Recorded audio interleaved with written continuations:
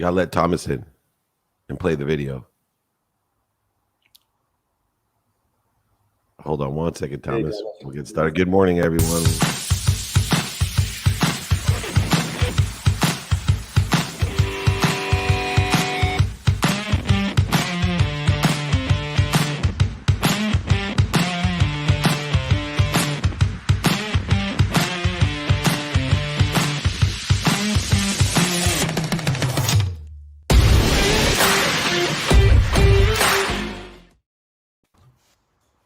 Hey, good morning. Here we go. We're here. Justin producing it. He's the original producer, and he forgot what to do. Welcome. It's the great Thomas Williams. How are you? Good morning. How's everybody doing? We're doing great, man. I am so excited. There's so many great athletes out there, but I love to talk to athletes after they're done playing because I believe that desire to must be what you can be is what I look for in all people outside the sidelines. And one common denominator that I find from all great athletes, professional athletes especially, is that desire that they must be what they can be. It's more than just talent. I would say there's plenty of raw talent out there. So I want to start with that desire. You know, where did that come from? It's obvious you have it. You've written 2 books about it, really. And so where did that desire come from? I think the desire, comes from Dave is, can I do it again? Ultimately, as athletes, you always think about, can I, I played linebacker. So in high school, I had 15 tackles one game, and then we got to play next week. I did it last week, but can I do it again? And then the same thing in college. Like I did it in high school. Can I do it again at the next level? And then the same thing at the next level. And so for me, when I got done playing, I just wanted to find out, was I a great athlete and that's it? Or does greatness lie within me and I can do whatever I want to do, kind of doing different fields and everything like that. So it was just trying to figure out, can I do it again? I wanted to know, I wanted to prove to myself because there's so many people say, welcome to the real world now. And I'm like, what do you mean the real world? They took real taxes out of my pay. I had real injuries. I had real expenses. So it was the real world for me, even though I was able to play a game that I played for free at recess or high school and to some extent in college. But ultimately, I just wanted to find out, can I do it again? Yeah, no, I'm going to cut off Blaine real quick because I'm steaming with a quick question. Marcellus Wiley always told me, I don't get paid to play football. I don't get paid to play football. I get paid for all the other stuff, the training, the fans, all the other stuff that I have to do. But one of the things that, a lot of people don't understand, and I'm a big believer in enjoying the consistent, persistent pursuit of your own potential, is that no matter how great you are, there's somebody better. And there reaches a point where, you are great in Pop Warner, you are great in high school, you are great in college, you are great in the pros, but, I always joke around with people. People say, Dave, when's the closest you reached your potential? I said, when I was an average Division III football player, because I didn't have as high as a potential as a Junior Seau or a Deion Sanders. I just didn't have that potential. But according to what God had given me or my quantum memory, that's about as close. I worked since I was 5 years old with a football in my hand. That's the best I could do. How did you deal with that part of it? Because for so many years, you walked on the field, you were the best, man. And then all of a sudden you weren't the best. How did you deal with that? Because that lesson probably carried over outside the sidelines more than anything else. I mean, that's one of those questions you ask, I follow up with, how much time do you have? So I tell people all the time, for me, I was a great high school football player. I was a 5-star parade All-American. I was a decent college football, or I was great high school, decent college, and a very, very average pro. Nobody on this line probably bought my jersey in the NFL, which is perfectly fine. I'm understanding that. If they had it available, right? If they had it available, right. So one of the things I learned very on is that there's going to be people who are going to be better than you. There's going to be people who just they went through the football line twice, Dave. To be completely honest, I went through once. Like they literally, when God was creating them, God said, you're supposed to run this fast, jump this high. But I learned a valuable lesson in high school where my high school coach freshman year told us, go home and do push-ups after a football game because we just lost. And he said, I want to teach you how to finish. So we had to do 100 push-ups, and I don't know how long it took me, but I woke up the next day and I was excited to get to school and asked my friends, how many of you guys did your push-ups? And we went around the circle. And that day I found out find out what other people aren't willing to do and master it. And so we went around the circle, and a couple of friends said, I did 50, I did 20, I didn't do any. And I was the only person out of all my friends to do 100 push-ups. Now, it's not about push-ups. It's not about getting, these muscles in your chest developed. It's about the discipline. It was, I went home, coach said, do this. I went home, I did it. And I found out that all of us had the same goal, the same dream, but all of us weren't willing to put in the same amount of work. And so I carried that with me to college. I carried that with me to the NFL. And then it came time when I was playing in college and I wasn't the best guy. You had first rounders like Ray Malaluga, Brian Cushing, Keith Rivers, the list goes on and on and on.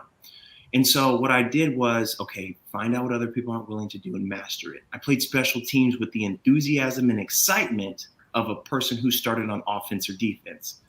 And I learned that from my coach, Ken Norm Jr., who said, Thomas, you want to be a special player? I said, of course. He said, well, special players play special teams. And it was like that same thing and the same thing and the same thing. And now I do it as a motivational speaker where I listen to other speakers who don't want to travel or don't want to get on a call and don't want to have a pre-call with a client or any one of the people that they're working with. And I'm like, oh, okay, you guys don't want to do this. I'll do it. And I'll actually do it with so much enthusiasm and excitement. It's going to make the person on the opposite end of the phone go, wow, that's a difference. Yeah. David, you mentioned potential, reaching your potential. And, I'm going to pick up on what you're talking about here, Thomas, because I think it is absolutely so spot on around the whole topic of mindset. Yeah. Potential, I think, is a big trap because potential tends to be organized, or the conversations about potential is in one domain. What's your potential as a player? What's your potential? Have you reached your potential? Potential as a human being. Yeah, and that's where the soul, and I say the soul here, just kind of that piece that wants to express everything that I am, regardless of the domain that I'm working in, which moves into what you were just talking about here, I think, Thomas, and I love about this, is the distinction between an amateur and a professional. Yeah. An amateur does just enough to get by, and a pro will do whatever it takes to excel. And whatever it takes to excel, and that's the mindset. And it feeds into that whole notion of potential. And I love the topic of your the book, permission to dream. And that's where I think all of this comes into play. When it just kind of collapses on this. When you look at permission to dream, what does the word permission mean for you? Yeah. Because I love that title. Who's giving who permission to do what? Yeah, permission is something that we've always had, but sometimes in life. And so that book, Permission to Dream, is for middle school and high school kids to identify their dream, but also I'm letting them know about some of the obstacles and some of the trials and tribulations that they'll face on their way to it. Because, at a very young age, depending on who's in your life, as far as the mentors, you have people who will tell you, you know what, Dave, don't do that. Blaine, don't do that. They'll say, Thomas, don't do that. And what I found out is that they were only telling me not to do it or that I couldn't do it because they either never tried or they quit. And so permission is something that we've always had, but sometimes you need a reminder. It's kind of like I remember in elementary school when they were teaching us kind of manners and then also the power of our words. When you would ask, can I go to the bathroom? And the teacher would look at you and go, I don't know, can you? They would say, and then you would change it. And then they go, well, what am I supposed to say? Well, you're supposed to say, may I? Okay, great. May I go to the bathroom? Yes, you can. And so the same thing goes like that with permission is you've always had permission. But sometimes we have to understand that we have the power as opposed to giving it to others. Mm-hmm. I took power my senior year in college when it didn't look like I was going to go to the NFL because I only started 10 games in 4 years. And as you guys know, there's some people who start 12, 13 games in a season. Yeah. And over 4 years, I started 10 games. And I remember going to my coach and I said, Coach, why should I continue to fight for something that doesn't even feel like I'm going to win? He's like, what are you talking about? I was like, man, this football thing, why don't I just quit my senior year and I'll just hang out and do the senioritis thing before I have to get a real job? And so he said, he was just watching film, pause. So I'm sitting there like, give me an answer. He goes, I'm gonna tell you something. If you give everything you have to your senior year, everything you have to the game of football this year, and the NFL doesn't want you, maybe they don't deserve you. And he gave me the power right there. And I was like, wow. I'm free. I am free to play this year, having fun, giving it everything I have. And that's right. hey, if I give it everything I have and you guys still don't want me, you don't deserve me. Yeah. And so the permission to dream, where that comes in, is everyone who reads the book, 2 ears and a heartbeat. That's all I ask. When you can come into the room and you can read this book, you have permission. Now, I'm not giving you permission because you've always had it. I'm just uncovering it and reminding you of the permission that you have deep down inside of you. Perfect. I love that answer. Thanks. That's good. You know, Thomas, I love the first book, Permission to Dream, because it's knowing your what. That's so important. I tell people all the time, you can go from nothingness to a possibility simply by dreaming. The minute you know what you want in a minute, you have a mathematical advantage over everybody else. Once you start dreaming about it, then when you become inspired, like your coach inspired you, freed you, cleared the interference between you and what comes through you, you're always connected through. And two, that becomes a probability. Right? The minute you freed yourself, the possibility became a probability. Now your second book takes you from probability to perspective, right? So you have the dream, you get inspired. Now you have the relentless pursuit of greatness with strategy, discipline, and awareness that takes probabilities to perspective. What are some of the key elements? You know, I talk about the difference between motivation and inspiration. What are the key elements to stay consistent, disciplined, and to, you know, truly materialize the probabilities in your life with the relentless pursuit of greatness? Such a great question, and you nailed it. I think one of the things that has helped me in my relentless pursuit of greatness is keeping a routine, keeping a discipline. I would say over the course of this last year, people found out what is actually inside of them. You know, we all look at we look at a chair, we look at a table. I'm sitting at a desk right now. It's made of wood, right? Now, what was it? It was a tree. That's exactly what it was. And depending on what the sculptor decided to make it, that's what turned it into a chair. That's what turned it into a table, a desk, you know, a baseball bat, whatever you want. So I feel like last year really showed people what they were made of. And so people say that I'm a health freak, but put on 20 pounds. I'm an avid reader and an avid consumer of, information. I read all the time. Like they read a half a book or, a half a blog or something like that. So last year, I really challenged myself to stay at the same weight. And I wanted to stay within the same 3 pounds. And I was able to do that. Now, there was a time period where I gained 5 pounds. And I know it sounds something minor, but it's all about the discipline. It's all about doing what you said you wanted to do. So we're going to be shut down for a whole entire year, 6 months. Okay, great. I'm going to eat the same thing. Well, you're boring. No, I'm eating the same thing because I know exactly what the outcome is going to be after I eat it, especially at these times. And it's all about the discipline. So like I talked about with the push-ups, before we got on the call this morning, it was 200 push-ups, 200 sit-ups. I do that every single day. Not because, again, it's not a physical activity that I'm working on. It's the mental capacity. I don't want to do it. There's not a day that goes by where I get up and I'm like, woo, let's do these push-ups and sit-ups, baby. No, I'm like, this sucks.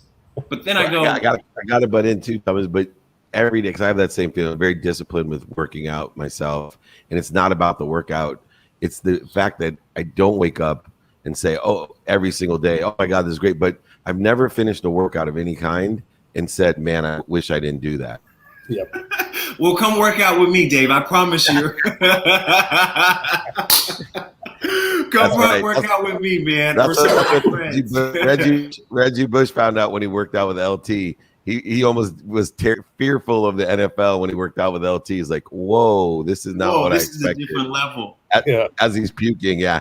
No, I'll stick to the 53-year-old workout that I have. So it's having the discipline to do that, because once you can tell yourself no to certain things, I'm going to tell myself no to checking my phone before my 200. I'm going to tell myself no to checking my email before my 200. And then after that, I'm going to make sure I get reading. Right? And now I'm just reading again to have quiet time, patience, and then also to show myself that I can complete something. And so once I do those 2 things, and that usually takes me anywhere from 45 minutes to an hour, 15 minutes, depending on how procrastination I'm doing. But when I can do those things, I can literally take on the world and do anything. My whole entire mind and my whole entire world is up to me. Now, the outcome and the circumstances aren't, because I believe in God and I feel like he has a calling on my life and he is, the director of this movie. But as far as the things for me, I'm not going to get beat or lose based off of some things that I could have done. And so as long as I can do my push-ups, as long as I can read, then I feel like I have a really good opportunity to pursue my greatness. And so the relentless pursuit of greatness, and that's why we called it, because there's no limit to greatness. It's not like saying, hey, I want to save $100. I want to lose 10 pounds. I want to read this many books. It's literally up to you. So all three of us have a different level of greatness that's inside of us.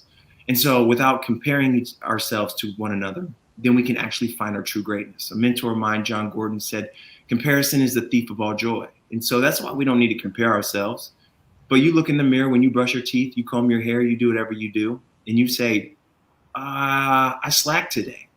I slacked. I could have got a little bit more out of it. Or, man, I gave it everything I had. And as you say, Dave, I'm exhausted, so now I get a chance to go to sleep.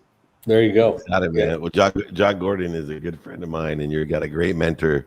We're blessed to have him as well in our network. Thank you so much, Thomas. You got to come back onto this show and other shows. You have so much more to share. And I think, it's funny because some people come on as motivational speakers, authors, or even coaches, and they almost pitch themselves about what they do. You're a person who just illustrated what an extraordinary motivational speaker you are, author, and probably even a mentor and a coach. So I use you as an example of what people should do. Is you don't have to tell people who you are, show them. And you've been showing them since I think you've been very young. Thank you so much, Thomas. Come back and visit us, fellas. You guys have a great one. Thank you so much. Where can people find you? Where can people find you, Thomas? The website. So I'm not on social media right now. I'm on this quest of you can get to the top without having to glamorize it and fake it. So the website is www.thomasrwilliams.com. And so whenever I do make it, I might post, but people are going to think I'm an overnight success based on, man, I haven't seen this guy post anything. Yeah, it might take a couple years, but as we all know, you can't fall to the mountaintop. You definitely have to climb there. Yeah. Well, you just gave us a perfect transition to our next guest because we're going to talk about overnight successes. So that's perfect, man. Thanks so much. All right, fellas. You guys have a good one. You too. You got it, brother. Take care. Amazing. All right. There we go.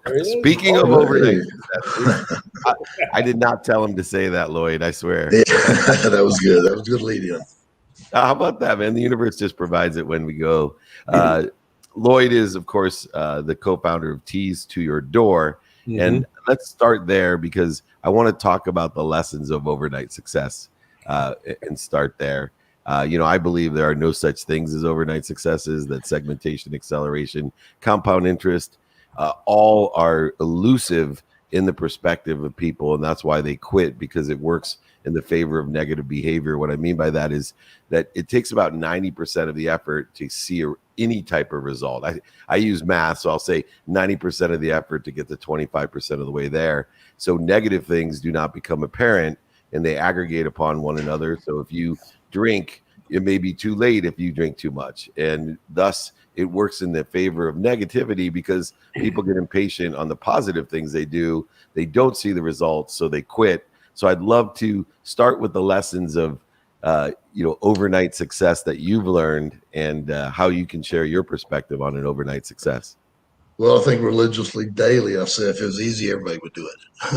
So that's I live by that motto. So there's a lot to it. You have to manage. I did come from corporate America, so I saw that side of the bubble before I found success as an entrepreneur. And it's a balancing act between time, family, social media.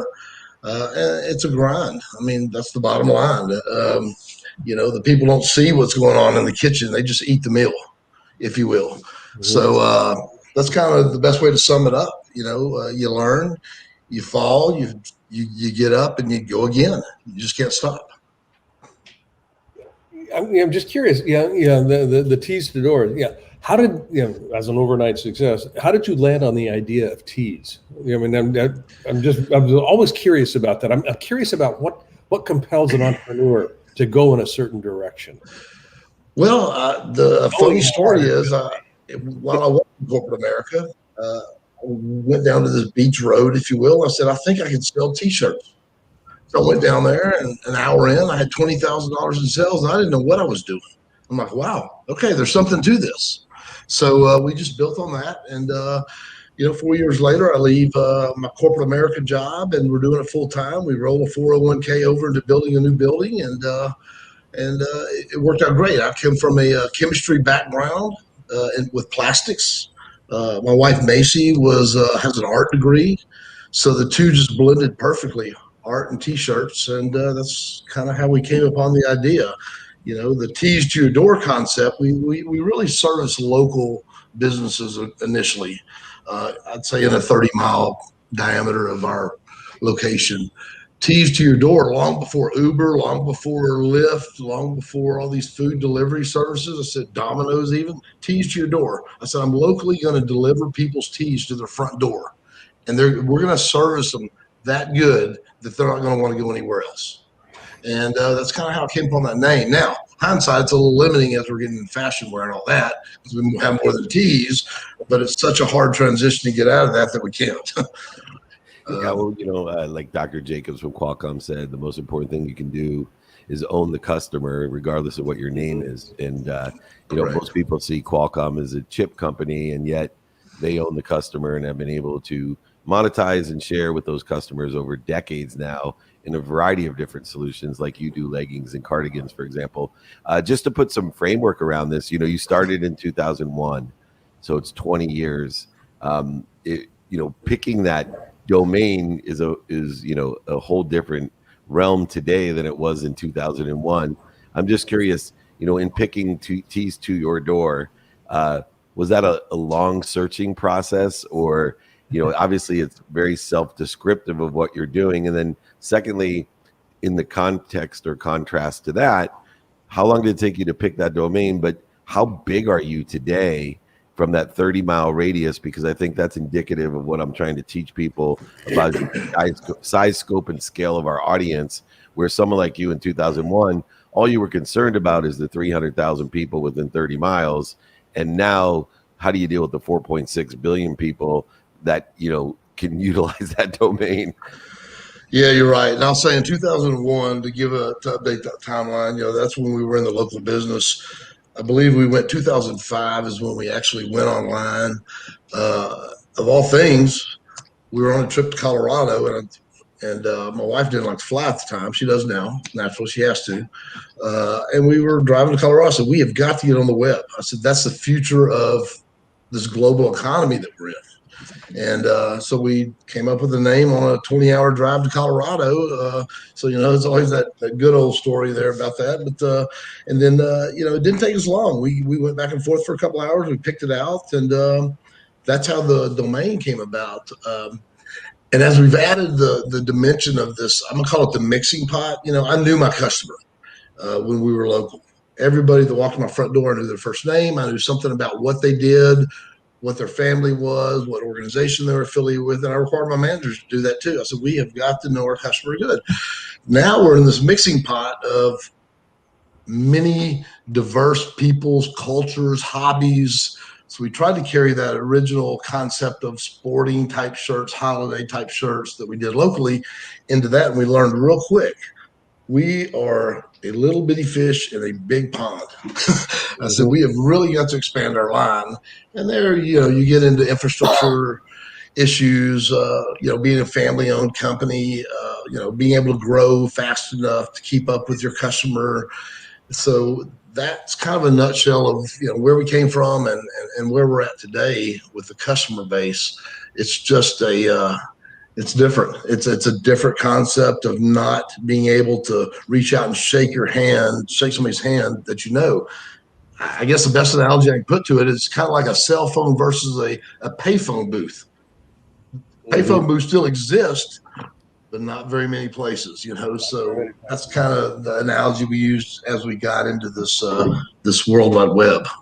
Yeah, that migration in scope, scale, size, scaling. Because you mentioned something here, Lloyd, that I absolutely love. You took the time to not know your customer. You took the time to know their story.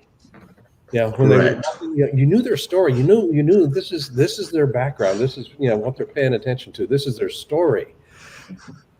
how do you scale that? Because that actually is the key to success in so many ways, knowing the story of who it is that I'm actually selling to, because that's where the resonance actually occurs. Yeah. And No, I agree with that 100%. And that's that's the battle now with social media.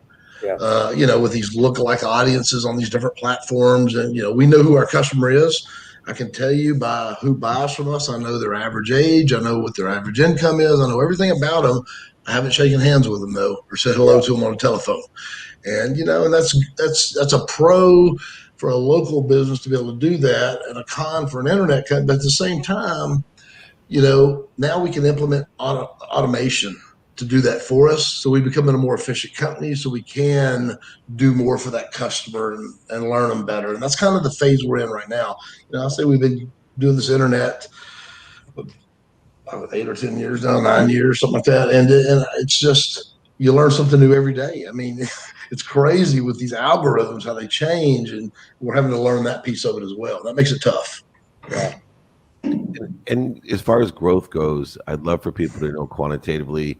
Maybe you could talk me through, even since 2001 or 2005, a perspective of how your company has grown, how it's aggregated upon itself. Obviously, you've had to reroute and relearn and continue to expand. How has the company grown since you started, so people can see how segmentation works?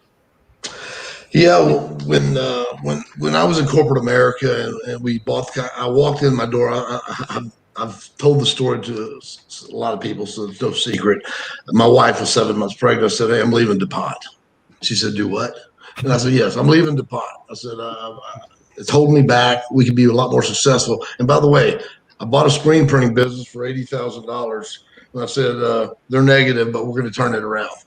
So here she is, 7 months pregnant, already mentally in her condition that she is at that point. And we do that. So we started this company with, in basically a 1,200 square foot facility. Left DuPont, we built a 5,000 square foot building. And today we're building, I'm actually pouring a slab tomorrow for another facility, but we're an accumulation of about 35 or 40,000 square feet right now. So we've scaled it to that point. There again, as a family-owned business, we know we've gathered all that growth from within, and no outside investors. So it took us a little longer than we wanted to, but nevertheless, it's ours. Yeah, you've done a great job. Well, we certainly appreciate the story. We look forward to seeing how you grow. It's fun for people like you, Blaine, and I, who have lived through an era of no internet, no cell phones, no color TV, no remote controls. I remember phone booths very well. Yeah, you know what? We were in the islands the other day and saw one. I said, "Kids, you have to understand this, okay?" I said, "I grew up with a black and white round screen TV. I said, you pick the line up at your house to make sure nobody else was on it. It was a party line. They had no clue. They had no clue." Yeah, no clue. And I started my career with a roll of quarters. I'm sure you guys remember. Oh, You always had to have it. I was just thrilled to get a calling card early in my career that had like 50 numbers that you had to dial in before you could dial. Before you could dial. Right. So we've come a long way, and there's pros and cons to it as well. But it's really nice to see some traditional business people who are adopting to the unbelievable opportunities that exist in the digital world. And someday there won't even be rolls of quarters anymore, and yet we'll still be here selling teas and doing what we do. So Lloyd, where can I put it up there, but give everybody one more shout on where they can reach out to utilize your business? Yeah, it's www.urdor.com. We're on Instagram, Facebook, TikTok. We've hit all the social media avenues. You have to. Yeah, you got it. Well, thanks for joining us. We look forward to seeing you again. Keep up the great work. Great. Thanks, fellas. Have a great night. Take care. Thank you. All right. Hey, that's amazing. Good. There we have him. The cleanup hitter for the office hours. There he looks like a Supreme Court Justice, Alan Maxwell. Welcome. How are you? I'm good. Good morning. How are you? Amazing. President, CEO of Omni to Max, and also an author of The System is Unforgiving. And I was talking to Dave McCourt, one of my friends, and he wrote a book called Rethink, with all the different institutions. But within the context of the book, there was no mention of forgiveness. And I was wondering, because that's a perspective that I actually learned from my mentor, Blaine Bartlett, sitting next to me, how powerful forgiveness is. And so many people get caught up into the vacuum of what these institutions have represented over the years, what they have achieved, but even, what needs to be changed. The problem with an institution is that the world's changing faster than it ever has, and it's impossible for an institution to keep up with the accelerated change. Just like I'm fearful our imaginations even can't keep up with the change and the technology that we have. So why did you write a book about forgiving the system and not just exposing it? So actually, it is exposing it, and it's letting you know that the system can care less about you, the individual. That's what it's all about. And I think more people need to understand that, again, the world doesn't owe you anything. The system certainly doesn't owe you anything. It's either you play by the rules within that system that you're in, or you get put out of it. I mean, it's really that simple. And 20 years in the middle. Go ahead. I was saying, you've been playing in that system. You played, and thank you for your service with the Navy for what, 35 years? 22 years. Oh, 22 years. Sorry. I didn't mean to age you so quickly. It's dog years. It probably felt like 35. So Exactly. But you're of service to our country and to all of us, and yet fairness and justice and all of those feelings when you probably signed up to come into the Navy to protect our freedoms, and to find out that you're accountable, but those freedoms are maybe skewed or shadowed. Or what were some of the revelations that you had as you went through that 22-year career? Yeah, no, that's a great question. I mean, I love the Navy, and we learned later in the Navy that you could love the Navy, but it doesn't love you back. And the reason for that was, in the military is about a mission, and it's about the mission. So we always joked about everybody's name was written in pencil, because you go out there, you get shot, you get killed, they erase your name, put somebody else. The bus keeps moving. It doesn't slow down. It doesn't stop. And that's what you're trained. That's what you're taught. And so we had, in my book, we talked about the collision at sea. And that was the major life-changing revelation for me, was to see that in motion. A navigator was killed. 4 of my best friends were sucked out into the Straits of Malacca. Yes, we went out and we was able to save my friends, but the dead was dead, and they hauled them off in a body bag, down the stairwell into the back of a panel van, took them away, and we kept sailing. So no memorial service, no, honoring, no anything. It was to say we're in the middle of a mission. We just had a collision at sea. We have bigger issues to worry about than, having some formal memorial service and all that stuff. So that for me was a revelation, to know that, hey, and this was one of the best officers on board the ship, and well liked by everyone. And I don't hold the Navy, I don't hold any ill feelings about it. I just understand it. That's that system. That comment right there, Alan, I think is very telling. I don't hold any ill will towards that. The nature of any game, and I'm not trivializing any experience here by using the metaphor of a game, but the nature of any game is contained in the rules of the game. And if you can understand the rules of the game, you can do a lot of stuff inside that window. You can do a whole lot of things in there if you know where the game is bounded. And then I don't hold the game responsible for my experience. It's just the way it's structured. Life is that way. If life is a game, and I kind of believe that we can organize it that way, how do you identify the major rules, the basic rules of the game of life? Oh, that's for me, that revelation came early as well. You look at the players, you look at the shot callers, you look at the movers and the shakers, you look at who people are listening to, and you have to identify yourself with whatever force is moving, and you see it. I mean, around us, a good example, you're watching folks getting promoted around you, and you're looking at the folks not getting promoted. So you groups and you go, okay, what's the difference? Well, this group on my right is jovial, they're entertaining, they're whatever, right? And the powers that be happens to like that mantra, where the other folks over here are hard workers, minimum personalities, and they're just all hardcore. Well, that's not a pleasant environment to be in. So the pleasant environment is going to get all the attention. The not so pleasant environment is not going to get the attention. If someone moves up in that not so pleasant environment, it's going to be by brute force. It's not going to be with the flow of the game or the system.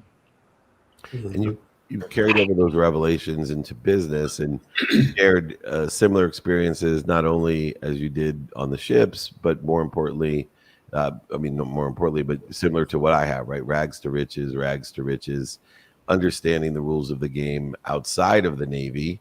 And how was, that experience outside the Navy comparative to, as you say, you have no ill will toward the Navy. I'm sure you have no ill will toward other institutions that you found to be equally uncaring about you personally. Because number one of my rules is you don't take things personal. Yeah. It's not personal. That's the title of your next book, man. It's not personal. No, it's not personal. And, the challenges that I had as a civilian, a government employee, again, it was what it was.